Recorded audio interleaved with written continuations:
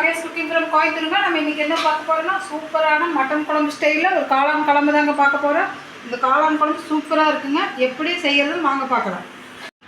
பாருங்கள், நம்ம இப்போ காளான் குழம்பு வைக்கிறதுக்கு எல்லாமே வறுத்து தாங்க அரைக்க போகிறோம். எப்படின்னா வரமிளகா பாருங்கள், வரமிளகா ஒரு 7 வரமிளகா எடுத்துருக்குறேங்க. அது வறுக்கிட்டுங்க, வறுபட்டுருச்சுங்க. அது வறுத்த உடனே நம்ம மிக்சி ஜாரில் மாற்றிட்டுங்க. மிக்சி ஜாரில் மாற்றினா நான் ஆற வச்சு தாங்க அரைக்க போகிறோம். அதனால் மிக்சி ஜாரில் போட்டுட்டாங்க, மாற்றிட்டுங்க. அதுக்கப்புறங்க பாருங்கள் எண்ணெய் காய்ஞ்சிருச்சுங்க. அதுக்கப்புறம் நம்ம என்ன போட போகிறோம்னா வரமல்லி தாங்க போடுறோம். நான் பாருங்கள் ஒரு கைப்பிடி அளவு எடுத்துட்டுங்க வரமல்லி போட்டு அதை நல்லா வறுத்துக்கலாங்க.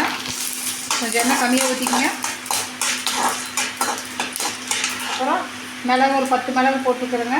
இந்த அளவுக்கு அதையும் போட்டு நல்லா வறுத்துக்கலாங்க.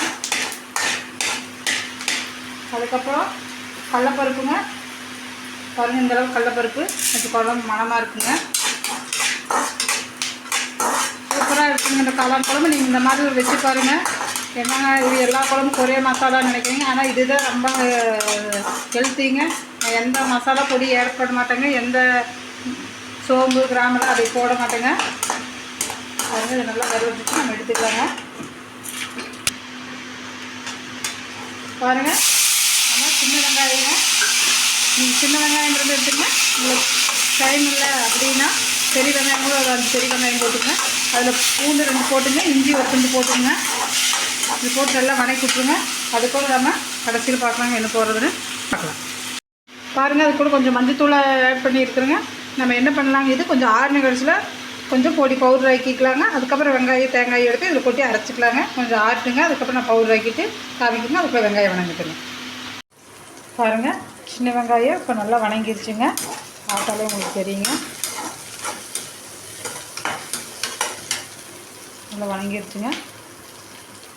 இப்போ நம்ம இந்த இது கூட வெந்தயம் 2 போட்டுக்கலாங்க. குழம்பு மணமாகிறதுக்கு வேண்டி வெந்தயம் 2, சீரகம் கொஞ்சம் போட்டுக்கலாங்க. நான் அதில் போடலை, ஏன்னா கொஞ்சம் கருகிற மாதிரி ஆகிடுச்சுலாங்க. அதனால் வச்சா கறின்னு நான் எடுத்துட்டேன். நம்ம வெங்காயத்தை கூட வணங்கிக்கலாங்க. பாருங்கள் நல்லா வணங்குது பாருங்கள். சீரகம் இதெல்லாம் கொஞ்சம் ஒரு வறுவட்டுங்க பார்க்கலாம். பாருங்கள் நம்ம போட்ட இதெல்லாம் நல்லா வதங்கிடுச்சுங்க. இப்போ தேங்காய் ஆட் பண்ணிக்கலாங்க. உங்களுக்கு எவ்வளோ தேங்காய் வேணுமோ அவ்வளோ தேங்காய் ஆட் பண்ணிக்கோங்க. நீங்கள் தக்காளி புளி எதையும் சேர்த்து வேணாங்க. இந்த மாதிரி செய்து சூப்பராக இருக்கும். உண்மையாக மட்டன் குழம்பு ஸ்டைலில் தாங்க வைக்கிறோம். நம்ம இஞ்சி பூண்டு சின்ன வெங்காயம் அந்த செலவு பொருளெலாம் அரைச்சி தாங்க வைக்கிறோம். நம்ம எந்த வித மசாலா பொருளையும் ஆட் பண்ணலைங்க. இந்த மாதிரி குழம்பு வச்சு நீங்கள் சாப்பிட்டு பாருங்கள். அப்பா பயங்கரமாக இருக்குது.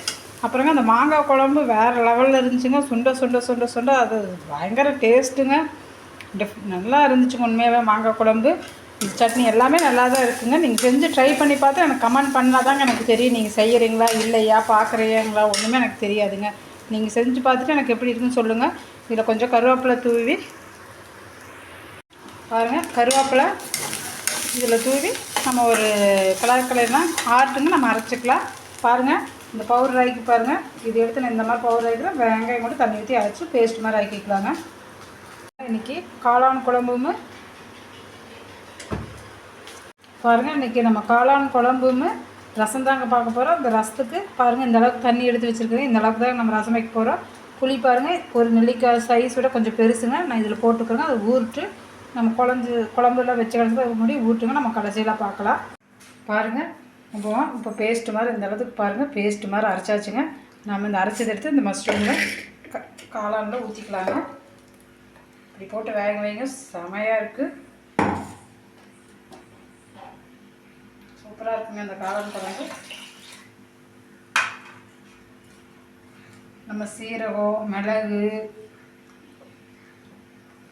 இதெல்லாம் சேர்த்து வரமிளகாய்ங்க சின்ன வெங்காயம் பூண்டு இதெல்லாம் சேர்த்துறதுனால உடம்புக்கு ரொம்ப நல்லதுங்க. குழந்தைங்க பெரியவங்க இதெல்லாம் நல்லா சேர்த்துறது ரொம்ப நல்லா இருக்குங்க.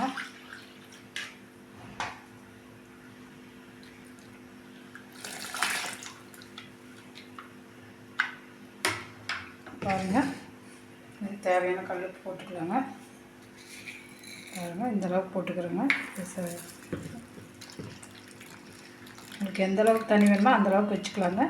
இது இட்லி தோசை இட்லிக்கு சாப்பாட்டுக்கெல்லாம் நல்லா இருக்குங்க. வாரத்தில் நம்ம இந்த மாதிரி ஒரு தடவை 2 தடவை நம்ம குழம்புலாம் சேர்த்திக்கோங்க. இதெல்லாம் ரொம்ப உடம்புக்கு நல்லது.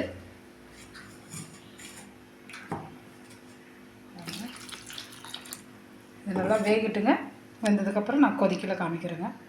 பாருங்கள், நம்ம இப்போ ரசத்தை வச்சிடலாங்க. ரசத்தை வைக்கிறதுக்கு இப்போ இதில் பாருங்கள், தக்காளி 2 போட்டிருக்குறேங்க. சீரகம் இந்த ஸ்பூனில் 1 ஸ்பூடி போட்டிருக்குறேங்க. மிளகு இதில் அரை இது போட்டிருக்குறேங்க. வரமிளகா 2 போட்டிருக்குறேங்க. பூண்டு 2 பல் போட்டுக்கிறோங்க. கொத்தமல்லி, கருவேப்பிலை, தக்காளி 2 வெந்தயங்க, இதெல்லாம் மஞ்சத்தூளுங்க, இதெல்லாம் போட்டு அரைச்சிடலாங்க. அரைச்சிட்டு நம்ம எப்படி ரசம் வைக்கிறது காமிக்கிறோங்க உங்களுக்கு. பாருங்கள், நம்ம ரசம் வைக்கிறதுக்கு வடக்கல் வச்சாச்சுங்க. வடக்கல் வச்சு எண்ணெய் காஞ்சிட்ருக்குதுங்க. காஞ்சோன்னு கடுகு கொஞ்சம் போட்டுக்கலாங்க.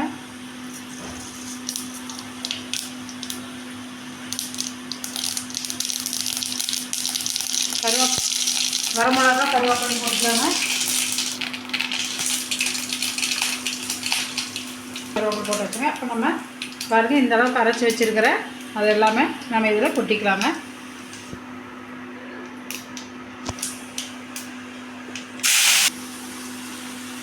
பாருங்கள், இது நல்லா எண்ணெயில் வணக்கிக்கலாங்க.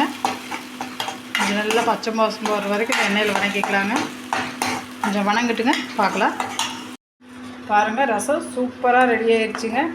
புளி கருப்பாக இருக்கிறனால இந்த ரசம் கருப்பாக இருக்குங்க. ஆனால் டேஸ்ட்டு வேறு லெவல் இருக்குதுங்க. இந்த மாதிரி ரசம் வச்சு சாப்பிட்டு பாருங்கள், உங்களுக்கு உண்மையாகவே பிடிக்கும். ரசம் பயங்கரமாக இருக்குதுங்க. நம்ம காளான் குழம்பு பாருங்கள், கொதிச்சிட்டே இருக்கிறாரு பாருங்கள்.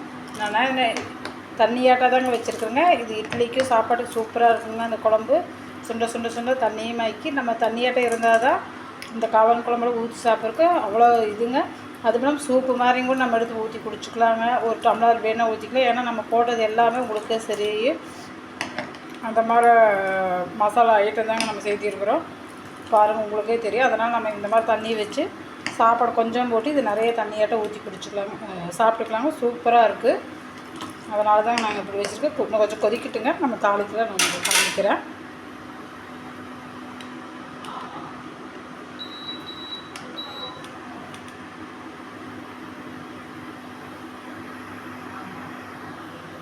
பாருங்கள், நம்ம குழம்பு எப்படி கொதிக்குதுன்னு பாருங்கள்.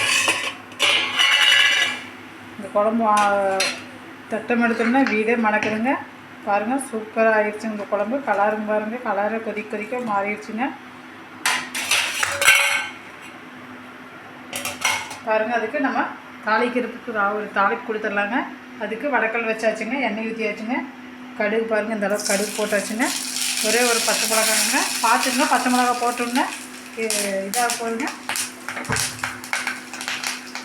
பாருங்கள், இந்த அளவுக்கு கருவேப்பிலைங்க. அவ்வளோதாங்க.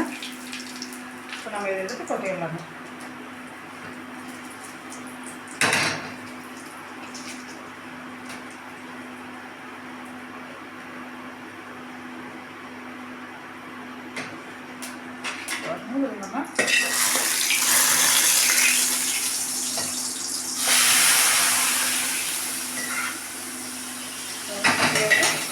அப்புறம் கொத்தமல்லி தூள் தூவியாச்சுங்க. சூப்பரான நம்ம வறுத்தரிச்ச காளான் குழம்பு சூப்பராக ரெடி ஆகிடுச்சுங்க. எங்கள் கிராமத்தில் எப்படி செய்வாங்க அதே டேஸ்ட்டு தாங்க நான் செஞ்சுருக்கேன். அதே முறையில் தாங்க செஞ்சுருக்கேன். நீங்கள் செஞ்சு பார்த்துட்டு எனக்கு லைக் பண்ணுங்கள், ஷேர் பண்ணுங்கள், சப்ஸ்கிரைப் பண்ணுங்கள். நம்ம வீடியோ தொடர்ந்து வருங்க, பார்த்துட்டே இருங்க. பாய்ங்க.